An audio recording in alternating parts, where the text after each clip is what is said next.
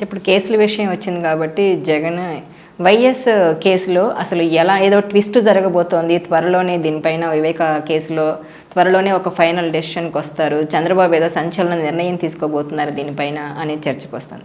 అసలు ఏం జరుగుతుందంటారు? ఆయన చంద్రబాబు ఏం నిర్ణయం తీసుకోబోతున్నారు ఈ కేసులో? ఇప్పుడు ఒకటి వాస్తవ పరిస్థితి ఏంటి అంటే 2019 మార్చి 15వ తారీఖు రోజు వివేకానంద రెడ్డి గారి హత్య జరిగితే ఏప్రిల్ 11వ తారీఖు ఎలక్షన్స్ జరిగినాయి.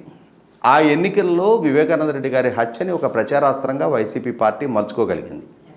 కానీ 2019 మే 30 తారీఖు ముఖ్యమంత్రిగా జగన్మోహన్ రెడ్డి గారు పదవి బాధ్యతలు చేపట్టిన తర్వాత ఎప్పుడైతే ఆ కేసు విచారణ నీరుగార్చే ప్రయత్నం చేస్తూ వచ్చారో, కేసులో ఆరోపణలు ఎదుర్కొంటున్న వాళ్ళని కాపాడే ప్రయత్నం చేస్తూ వచ్చారో, వివేకానంద రెడ్డి గారి కుమార్తె డాక్టర్ సునీత గారు సుప్రీంకోర్టుని అప్రోచ్ అయ్యి గౌరవ హైకోర్టు ద్వారా సిబిఐ విచారణ సాధించగలిగి చివరికి సిబిఐ విచారణకు కూడా రాష్ట్ర ప్రభుత్వం ప్రతిబంధకాలు కల్పిస్తున్న నేపథ్యంలో గౌరవ సుప్రీంకోర్టు వరకు అప్రోచ్ అయ్యి సుప్రీంకోర్టు ఆదేశాలతో వేరే రాష్ట్రానికి కేసు విచారణ బదలాయించిన పరిస్థితి చూసాం మనం. అంటే ఒక రాష్ట్ర ప్రభుత్వమే హత్య కేసుని నీరుగార్చే ప్రయత్నం చేసింది. ప్రభుత్వాధినేతలే విచారణకు ప్రతిబంధకాలు కల్పించే ప్రయత్నం చేశారు.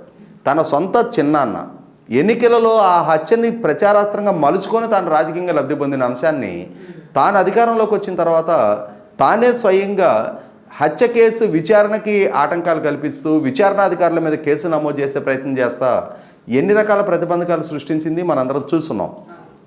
ఇటువంటి నేపథ్యంలో ఎన్నికలలో కూడా డాక్టర్ సునీత గారు, శర్మ గారు ఇరువురు కూడా జగన్మోహన్ రెడ్డి గారిని తూర్పారు పట్టారు. ఇదే అంశం ప్రాతిపదికగా హత్య కేసు అక్యూజ్డ్గా సిబిఐ నిర్ధారించిన వ్యక్తులకి కడప పార్లమెంటు టికెట్ ఇచ్చిన నేపథ్యంలోనే అతను ఓడించాలి అని చెప్పని మన వైఎస్ శర్మ గారు, డాక్టర్ సునీత గారు ఎంత పోరాటాన్ని ప్రదర్శించింది చూసాం మనం.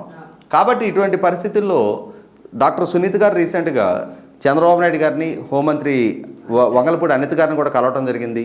ఈ విచారణ వేగవంతం చేయడానికి సహకరించమని అభ్యర్థించడం జరిగింది. కాబట్టి సిబిఐ విచారణ ఇంకా అసలు సిసలు మూలాల్లోకి వెళ్ళలేదనేది వాస్తవం. ఎందుకంటే మనకి గతంలోనే సిబిఐ విచారణ మనకందరికీ తెలిసిన వాస్తవం ఏంటి, ఉదయం 6:30కి వివేకానంద రెడ్డి గారి పిఏ కృష్ణారెడ్డి అతను వివేకానంద రెడ్డి గారిని కలవటానికి ఇంటికి వచ్చి అతను చూసి అతను బాహ్య ప్రపంచానికి చెప్పినట్టుగా మన కేసు డైరీలో ఉంది.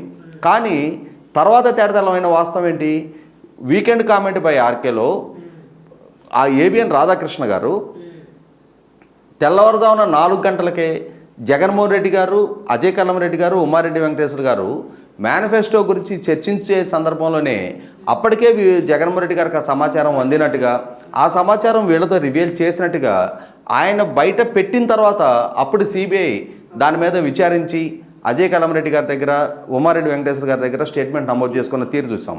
దాని ద్వారా తేటతెల్లమైంది ఏంటి, ఖచ్చితంగా జగన్మోహన్ రెడ్డి గారికి బాహ్య ప్రపంచానికి తెలియడానికన్నా ముందుగానే సిబిఐ విచారణ పిఏ కృష్ణారెడ్డి మీద ఆధారపడి సాగుతున్న సందర్భంలో అంతకన్నా ముందుగానే జగన్మోహన్ రెడ్డి గారికి ఆ సమాచారం ఉంది అనేది తేటతెల్లమైంది.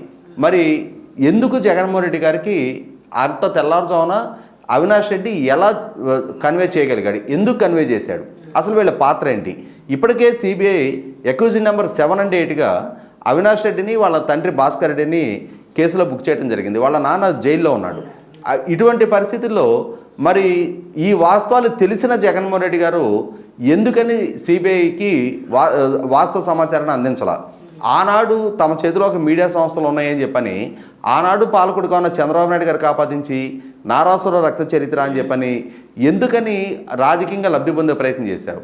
ఈ రోజుకి సిబిఐ విచారణని తప్పుదోవ పట్టించే ప్రయత్నం ఎందుకు చేస్తున్నారు? పోలీసుల చేత సహాయ నిరాకరణ ఎందుకు చేయించారు?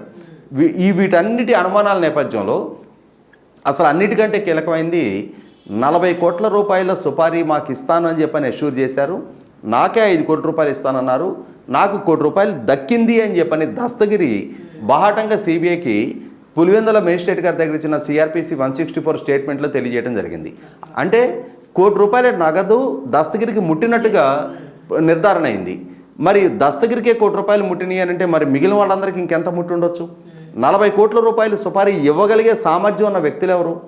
అంటే ఎవరి ప్రోద్బలంతో ఎవరు అసలు సూత్రధారులు?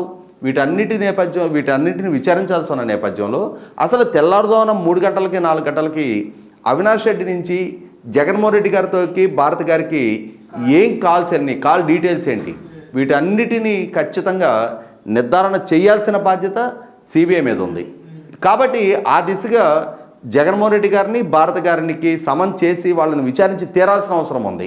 కాబట్టి బహుశా చంద్రబాబు నాయుడు గారి ప్రభుత్వం ఆ దిశగా అడుగులేయచ్చు. ఇప్పటి వరకు జగన్మోహన్ రెడ్డి గారు అధికారంలో ఉండి తాను విచారణకు ఆటంకాలు ఆయనే కల్పిస్తూ వచ్చారు. ఇప్పుడు చంద్రబాబు నాయుడు గారి ప్రభుత్వం సిబిఐకి మీరు తెలంగాణ నుంచి అవసరం లేదు, మీరు ఆంధ్రప్రదేశ్ రాష్ట్రం నుంచే విచారణ చేసుకోండి అని చెప్పని స్వేచ్ఛ వెసులుబాటు కల్పించచ్చు. ఈ వీడియో మీకు నచ్చినట్లయితే please share, like and subscribe R24 Telugu.